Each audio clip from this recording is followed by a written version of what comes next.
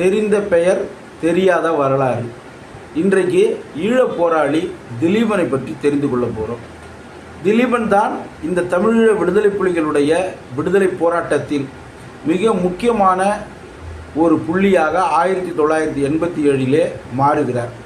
அவர் அடிப்படையில் ஒரு மருத்துவக் கல்லூரி மாணவராக இருந்தபோது மேதகு பிரபாகரன் அவருடைய தலைமையில் நடக்கின்ற இந்த தமிழீழ விடுதலை போராட்டத்தில் ஈடுபாடு கொண்டு அவர் அந்த போராட்டத்தில் தன்னை அர்ப்பணித்துக் கொள்கிறார். 1987 இந்த காலகட்டத்தில் இந்தியாவிலிருந்து இலங்கைக்கு சென்ற IPKF எனப்படுகின்ற இந்திய அமைதி காக்கும் குழுவினுடைய அந்த அத்துமீறல்கள் நடைபெற்று கொண்டிருக்கின்ற காலகட்டத்திலேயே இலங்கை இராணுவத்திற்கு இந்தியாவினுடைய இராணுவம் வெளிப்படையான ஆதரவாக இருப்பதை கண்டித்து 2 கோரிக்கைகளை வலியுறுத்துகிறார்.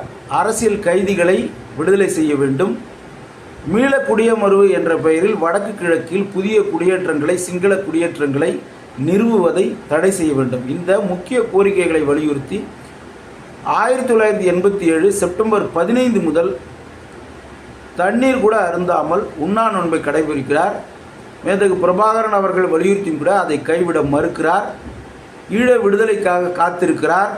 ஈழ விடுதலை நட்சத்திரமாக ஒளிர்வதற்காக 12 நாட்கள் கழித்து செப்டம்பர் 26ஆம் நாள் 1987 உயிர் துறக்கிறார்.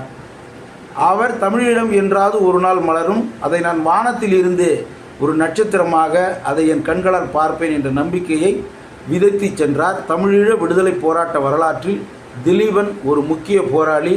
அவருடைய 38வது நினைவு நாள்.